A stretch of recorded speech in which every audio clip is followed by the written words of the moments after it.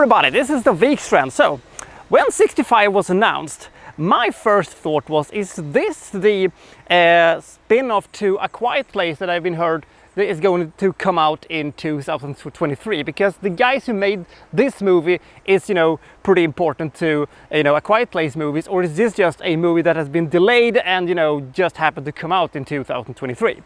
So, I will say this, it is so refreshing to see an original story involving dinosaurs and survival and stuff like that. This movie has a lot of good things going for itself. With some smaller tweaks here and there, it could have been one of my favorite movies of the entire year. Now, there are a couple of things that cannot quite get around, but I will say this. I would rather take this any day of the week than any of the, mundane sequels to Jurassic Park that has been made, except of course for Jurassic World, which is a beautiful disaster which I can watch over and over and over again and never get tired of it. But enough about that movie. Let's find out what happens when Adam Driver crashes on an unknown planet filled with dinosaurs with some very snazzy high-tech weapons. And also, if you sneeze or cough in a movie, that means that you have a mortal disease. Thank God that old trope is still alive and kicking in 2023. Let's find out if the rest of the movie is as good as that one is. This is 65.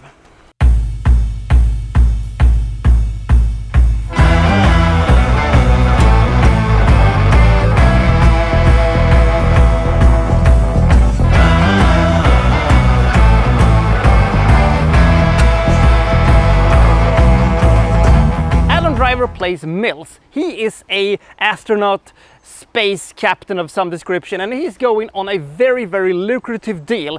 The money he's bringing home from this thing, he's going to help cure his daughter who's suffering from some kind of a vague mortal illness. And even though he's going to be away for 2 years, he's doing this for his family, it's very important and stuff like that. And immediately everything goes to the shitters because an asteroid storm hits them and he crashes on an unknown planet filled with dinosaurs. But he isn't exactly alone on the ship.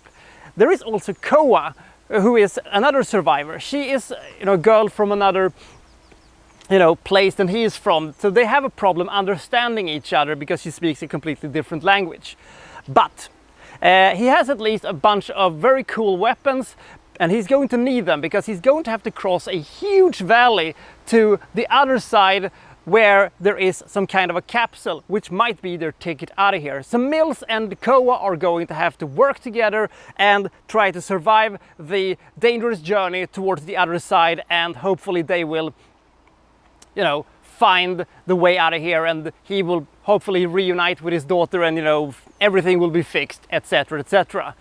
That is basically our story. It is about as bare bone as you can get.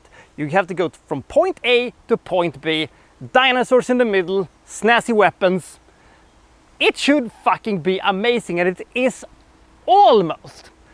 I thought that you could have skipped the kid. I think this movie could have been even cooler if Adam Driver could have been our only character in this entire movie. Just him, his guns, and a bunch of dinosaurs meeting their demise by him. I think also that making this movie a PG-13 movie was a big mistake. If you could have made this movie into a hard R and really could have had brutal monster violence, this movie could have been fucking awesome.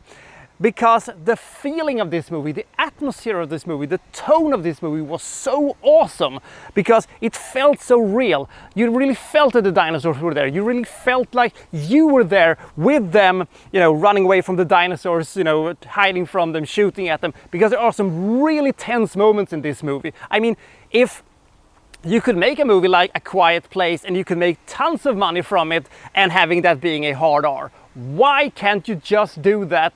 By the way, I think at least that A Quiet Place is an R-rated movie, but I might be wrong.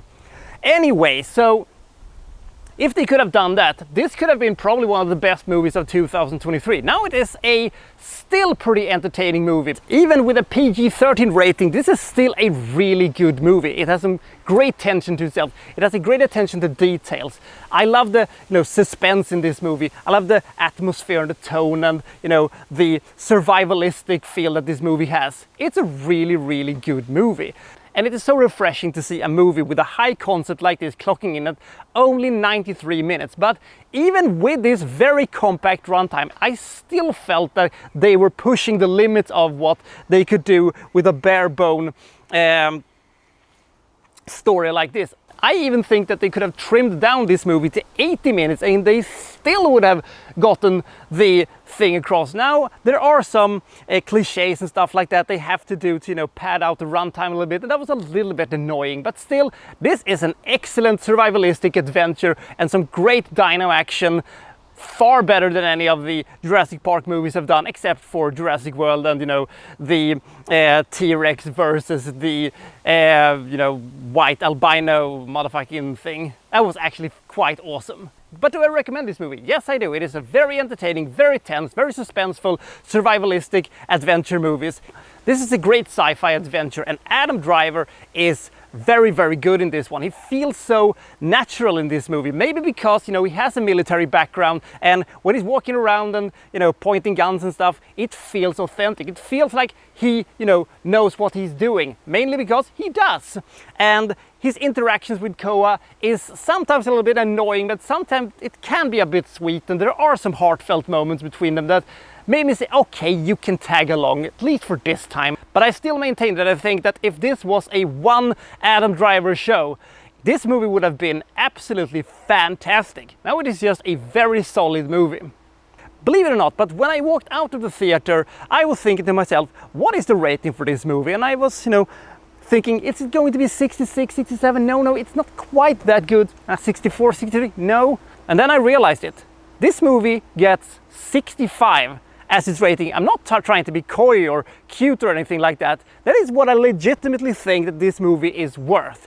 65 points for the movie 65. It is a little bit cheeky, but it is legitimately what I think about this movie. It's a really, really good movie, and I do recommend it. So I'll see you next time for Well So and So reviewing, well, such and such. Thank you for watching. Thank you very much.